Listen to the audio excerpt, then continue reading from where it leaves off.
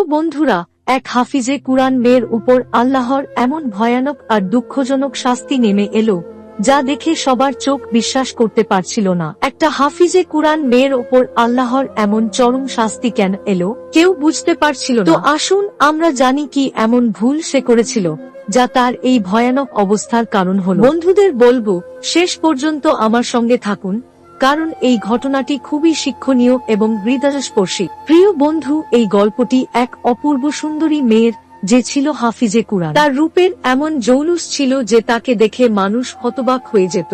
লোকেরা বলতো চাঁদ যদি তার মুখ দেখত তবে লজ্জায় হারিয়ে যেত। তার কপালে ছিল ইবাদতের দীপ্তি আর অন্তরে তাকওয়ার আলো। সে শুধু রূপসী ছিল না, তার ব্যক্তিত্বের প্রতিটি দিক এমন ছিল যা প্রতিটি হৃদয়কে স্পর্শ করত। তার সৌন্দর্যের কথা ছড়িয়ে পড়েছিল শুধু গ্রামের অলিগলি নয়, বরং দূর দূরান্তের অঞ্চলে। লোকেরা বলতো এই মেয়েটি কেবল পৃথিবীর সৌন্দর্য নয়, জান্নাতের উপহার মনে হয়। তবে তার পরিচয় শুধু তার রূপের কারণে নয়, তার ইবাদত আর নেক আমলের জন্যও ছিল। তার রাত কেটে যেত নামাজ আর সিজদায়, আর দিন কোরআন তেলাওয়াত আর জিকিরে। লোকেরা বলতো যদি রূপ ইবাদতের পোশাকে ঢেকে যায় তবে তা আল্লাহর দিকে নিয়ে যায়। এই মেয়ে ছিল তিনটি গুণের অধিকারিণী যা সবাইকে তার প্রতি আকৃষ্ট করত। সে ছিল ইবাদতগুজার, অদ্ভুত সুন্দরী আর এখনো কুমারী। কিন্তু তার জীবনের এমন একটি দিক ছিল যা শুধু তাকে ধ্বংসের পথে নিয়ে গেল না, বরং তার পুরো পরিচয়কেই মুছে ফেলল। তার সেই হৃদয় বিদারক কাহিনী শুনে সবাই হতভম্ব হয়ে গেল। প্রত্যেক যুবক তাকে বিয়ে করার স্বপ্ন দেখত। মানুষ বলতো যে এই মেয়েটিকে নিজের কপালের জ্যোতি করবে, সে নিঃসন্দেহে দুনিয়া ও আখিরাতে সফল হবে। তার হাঁটা, কথা বলার ভঙ্গি, তার লজ্জা আর হায়া, এসব দেখে সবাই বিস্ময়ে ডুবে যেত। সে সব সময় নিজের চোখ নত করে রাখত আর বলতো চোখের পবিত্রতা ইমানের আলামত। তার জীবনের প্রতিটি মুহূর্ত যেন এক দৃষ্টান্ত ছিল। অবশেষে এক সৌভাগ্যবান যুবকের কপাল খুলে গেল। সেই ছেলেটিও ছিল আল্লাহর এক নিষ্ঠাবান বান্দা। তার সঙ্গেই ঠিক হলো এই মেয়েটির বিয়ে। পুরো গ্রামে যেন আনন্দের ঢেউ বয়ে গেল। চারদিকে শুধু শুভেচ্ছার বার্তা। সবাই বলছিল ভাই তুমি তো সত্যি ভাগ্যবান, পৃথিবীর সবচেয়ে সুন্দর আর নেককার মেয়েটিকে তুমি পেয়েছো। বিয়ের দিন যখন এলো তখন সবার চোখ এই নবদম্পতিকে দেখার জন্য ব্যাকুল হয়েছিল। কনের সাদা পোশাকে, কোরআনের নূর আর সৌন্দর্যের আভায় তাকে দেখে মনে হচ্ছিল যেন আসমানি হুর এই পৃথিবীতে নেমে এসেছে। আর বর আল্লাহর প্রতি কৃতজ্ঞতা আর আনন্দে নিমগ্ন, শুধু ভাবছিল আল্লাহ আমাকে কত বড় নেয়ামত দান করেছেন। লোকেরা বরকে বলতো তোমাকে আল্লাহ তার রহমতের বিশেষ নজর দিয়েছে, এই মেয়েটির সঙ্গে তোমার মিলন যেন এক অলৌকিক ঘটনা। প্রত্যেকেই বলতো তুমি তোমার কপাল খুলে ফেলেছ। এই মেয়ে কেবল সুন্দর নয়, সে চরিত্রেও অতুলনীয়। এমন স্ত্রী কপালে না থাকলে মেলে না। যখন বর ঘরে ঢুকল তখন কোণে খাটের ওপর বসেছিল। তার দৃষ্টি লজ্জায় নিচু হয়েছিল, যেন চাঁদ নিজের আলো লুকিয়ে রেখেছে। ঘরটিতে যেন এক সম্পূর্ণ প্রশান্তি ছড়িয়েছিল। কনের পোশাকের সুগন্ধ আর নীরব পরিবেশ সবকিছুকে বিশেষ করে তুলেছিল। বর ধীরে ধীরে এগিয়ে গিয়ে কনের কাছে পৌঁছল। তার হৃদয় তখন আনন্দ আর আবেগের ঝড়ে ভরেছিল। সে নিজের মনে বলছিল আজ থেকে সে আমার জীবন সঙ্গিনী, আমার শান্তি, আমার অবলম্বন। বর তার কাছে বসল আর নরম গলায় বলল, ওহে আমার জীবন সঙ্গিনী, আমি তোমাকে কথা দিচ্ছি সব সময় তোমার পাশে থাকব, তোমাকে সব সুখ দেব, তোমার দুঃখকে নিজের হৃদয়ে ধারণ করব। আমি তোমার ইজ্জত করব এবং তোমার মা বাবাকে সেবাও করব যেমন আমার নিজের বাবা মাকে করি। জীবনের প্রতিটি পরীক্ষায় আমরা একসঙ্গে থাকব, কখনো তোমাকে একা ছেড়ে যাব না। সুন্দর স্ত্রীর সঙ্গে সুন্দর মুহূর্তগুলো চলতে থাকলো। তাদের জীবন ভালোবাসা আর প্রশান্তির এক অপরূপ সংমিশ্রণ হয়ে উঠল। প্রতিদিন যেন নতুন আনন্দ নিয়ে আসতো। বর প্রতিদিন তার স্ত্রীকে দেখে মনে মনে আল্লাহকে শুকরিয়া আদায় করত যে আল্লাহ তাকে পৃথিবীর সবচেয়ে সুন্দর আর চরিত্রবান স্ত্রী দিয়েছেন। কিন্তু সময় কখনো একরকম থাকে না। জীবনের সুখের মাঝে মাঝে এমন পরীক্ষা আসে যা মানুষকে ভেতর থেকে ভেঙে দেয়। কখনো কখনো আল্লাহর কঠিন পরীক্ষা আসে। একদিন সেই স্ত্রী যাকে বর জীবন সঙ্গী হিসেবে পেয়েছিল এমন এক মারাত্মক রোগে আক্রান্ত হলো যা তার শরীরকে দুর্বল করে দিল। শুধু তাই নয়, সেই সৌন্দর্য যা একসময় সবার জন্য বিস্ময় ছিল তা যেন মলিন হয়ে গেল। বর দিন রাত তার সেবায় মগ্ন থাকত। স্ত্রীকে এই অবস্থায় দেখে তার হৃদয় কষ্টে ভরে যেত, কিন্তু সে হাল ছাড়ত না। তার প্রতিটি শ্বাস আল্লাহর কাছে দোয়ায় কেটে যেত, হে আল্লাহ আমার স্ত্রীর সুস্থতা দাও, সে আমার হৃদয়ের শান্তি। কিন্তু অবশেষে সেই দিন এলো যা ছিল তার জীবনের সবচেয়ে বড় পরীক্ষা। যখন মহিলারা তার স্ত্রীর দেহকে গোসল দিতে শুরু করলো তখন তারা এক ভয়ঙ্কর দৃশ্যের মুখোমুখি হলো। সেই স্ত্রী যিনি কখনো রূপের মিসাল ছিলেন এবং যার সৌন্দর্য চাঁদকেও লজ্জিত করে দিত, তার চেহারা এখন একেবারেই বদলে গেছে। তার মুখে এমন কঠোরতা এবং অসুন্দরতা এসে গেছে যে মহিলারা তাকে দেখে কাঁপতে শুরু করলো। সবাই কাঁদতে লাগল আর বলতে শুরু করলো, এ কি সেই মেয়ে যে এক সময় দুনিয়ার সবচেয়ে সুন্দরী ছিল? এটা কি হলো?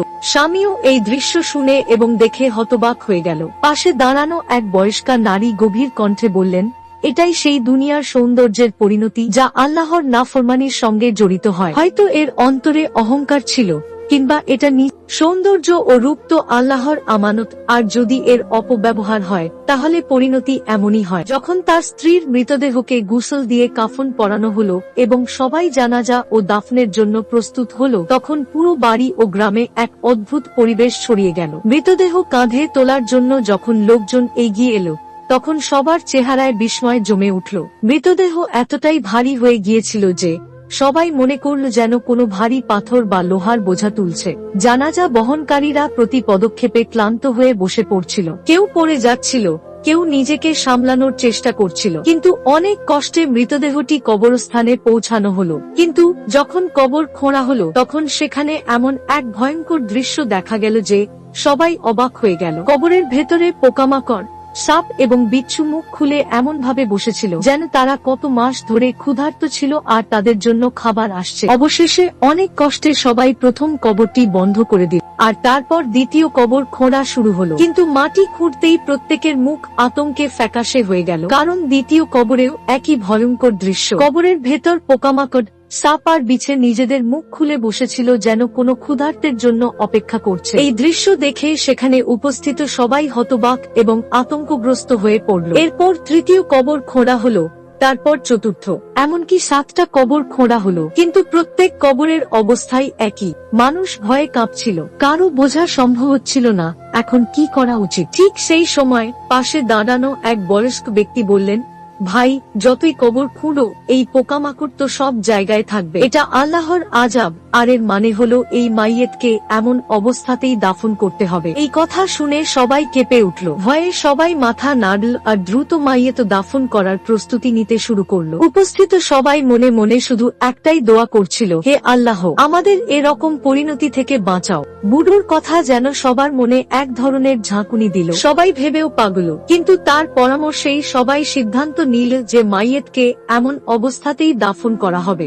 সবাই চোখ বন্ধ করে ফেলল যেন সেই ভয়ঙ্কর দৃশ্য আর দেখতে না হয়। খুব দ্রুত মাইয়েতকে কবরের ভেতর রাখা হলো, মাটি দিয়ে কবর ঢাকা দেওয়া হলো। এরপর সবাই ভয়ে ভয়ে সেখান থেকে দূরে সরে যাওয়ার চেষ্টা করল, কিন্তু ঠিক তখনই মাইয়েতের স্বামী চিৎকার করে সবাইকে থামিয়ে দিল। এই পালিয়ে যাওয়া লোকেরা, দাঁড়াও, আগে তো এটা জানো যে আমার স্ত্রীর কবরের ভেতর এই আযাবের কারণ কি? এমন কি পাপ ছিল যা তার সমস্ত ইবাদতকে মুছে দিল, তাকে এই দুনিয়া এবং আখিরাতে অপমানিত করে দিল? এই কথা শুনে সবাই থমকে গেল। বিস্মিত হয়ে সবাই বলল, বলো, সেই কি পাপ ছিল যা সে এত উৎসাহ নিয়ে করলো, যা তার দুনিয়াটাও নষ্ট করলো আর আখিরাতকেও ধ্বংস করল? সোহার সবাইকে কাছে আসতে বলল। যখন সবাই তার আশপাশে জড়ো হলো, তখন সে বলল, এটা করো, তোমাদের নিজেদের স্ত্রীদেরও ডেকে আনো, যাতে তারাও এই কথা শুনতে পারে এবং এর থেকে শিক্ষা নিতে পারে। সোহার এই নির্দেশ শুনে লোকেরা নিজেদের স্ত্রীদের ডেকে আনতে গেল। অল্প সময়ের মধ্যেই সেখানে প্রতিটি মানুষ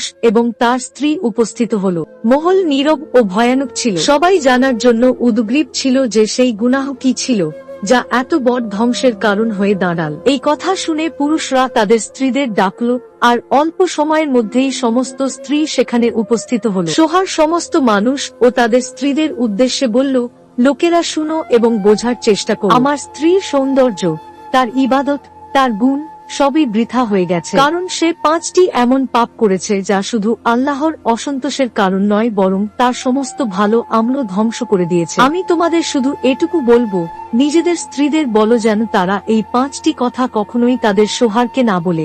সবাই উত্তেজিত হয়ে বলল, দ্রুত বলুন, সেই 5টি কথা কি যা আমাদের সোহারকে বলার অধিকার নেই?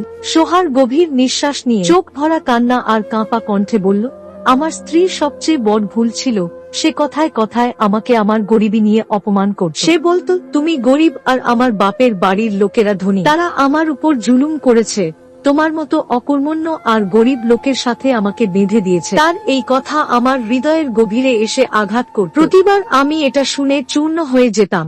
এই কথা শুনে উপস্থিত প্রত্যেক মানুষের হৃদয় ভেঙে পড়ল। স্ত্রীদের মুখে লজ্জার ছাপ ফুটে উঠল। তারা মনে মনে ক্ষমা চাইতে লাগল এবং এ থেকে শিক্ষা নেবার চেষ্টা করতে লাগল। নীরবতা চারদিকে ছড়িয়ে পড়ল। সবাই সেই স্ত্রীর ভুল বুঝতে পারল। আমি সারা রাত এই ভেবে কাঁদতাম যে আমার স্ত্রী আমাকে আমার গরিবের জন্য তুচ্ছ ভাবে।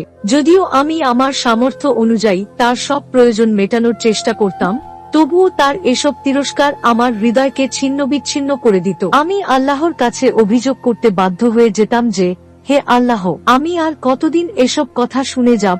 স্বামী একটু থেমে আবার বললেন, আমার স্ত্রীর দ্বিতীয় অভিযোগ ছিল এই যে, যখন আমি পুরো দিন তার জন্য কঠোর পরিশ্রম করতাম, কাজ করতাম এবং সন্ধ্যায় ক্লান্ত হয়ে বাড়ি ফিরতাম, তখন সে কখনো নরম সুরে আমাকে স্বাগত জানাতো না। আমি ভাবতাম সে হয়তো আমার পরিশ্রমের প্রশংসা করবে, কিন্তু সে আমাকে দেখেই এমন কথা বলতো যা আমার কান আর মনকে আহত করে দিত। সে বলতো, তোমার দ্বারা কোনো কাজ ঠিকমতো হয় না, তোমার কিছুই ভালো করে করতে আসে না। তার এসব কথা আমার হৃদয়ে ভার চাপিয়ে দিত। আমি রাতভর আল্লাহর কাছে প্রার্থনা করতাম, হে আল্লাহ, এ কেমন পরীক্ষা আমাকে দিয়েছ।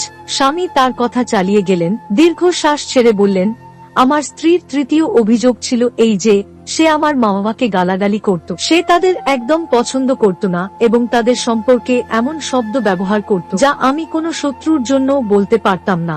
আমি আমার মা বাবাকে খুব সম্মান করি, কিন্তু যখন সে তাদের সম্পর্কে খারাপ কথা বলতো, তখন আমার মন রক্তের অশ্রু কাঁদত। আমি ভাবতাম যে মা আমাকে লালন করেছেন, যে বাবা আমাকে প্রতিপালন করেছেন, তাদের প্রতি সে এত নির্মম কেন? স্বামীর এই কথা শুনে সেখানে উপস্থিত প্রতিটি পুরুষ ও নারী গভীর চিন্তায় পড়ে গেলেন। সবার অন্তরে পাপের বোধ ও তাওবার অনুভূতি জেগে উঠল। পরিবেশ একদম নীরব হয়ে গেল। সবাই বুঝতে পারল যে নিজের শব্দ ও আচরণ অন্যের জীবনে কত গভীর প্রভাব ফেলে। এটা বলে স্বামী তার মাথা নিচু করলেন এবং বললেন, এই কথাগুলো কেবল আমার হৃদয়কে আহত করেনি, বরং আমার জীবনকে অস্থির ও অশান্ত করে তুলেছিল। গভীর শ্বাস নিয়ে তিনি আবার বললেন, আমার স্ত্রীর চতুর্থ অভিযোগ ছিল যে, সে আমার প্রতি কোনো কিছুতেই সন্তুষ্ট থাকত না। আমি তার প্রেম ও পরিশ্রমে ডুবেছিলাম। আমি তার আরাম আর সুখের জন্য সব সম্ভব চেষ্টা করতাম, কিন্তু সে আমার কোনো উপকার মনে রাখত না। সে বলতো, তুমি আমার জন্য করেছই কি? এই কথাগুলো আমার হৃদয়কে ভেঙে টুকরো টুকরো করে দিত। তখন মনে হতো যেন আমার সমস্ত পরিশ্রম বৃথা গেছে।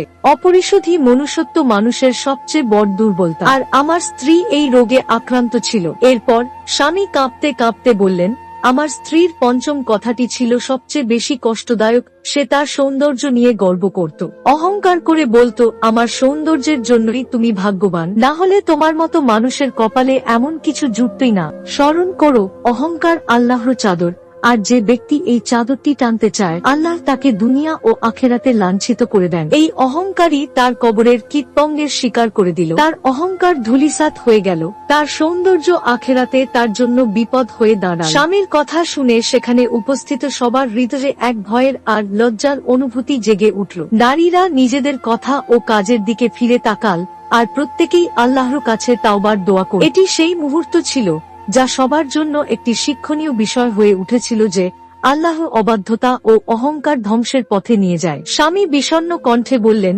মানুষেরা, আমি তোমাদের অনুরোধ করি, তোমাদের স্ত্রীদের বোঝাও যে তারা কখনো তাদের স্বামীদের এই 5টি কথাও যেন না বলে। কারণ যদি তারা বলে, তবে স্মরণ করো, তারা দুনিয়াতে ধ্বংস হয়ে যাবে, বরবাদ হয়ে যাবে। তাদের ঈমান নষ্ট হবে, তাদের কবর দোজখের গর্তে পরিণত হবে।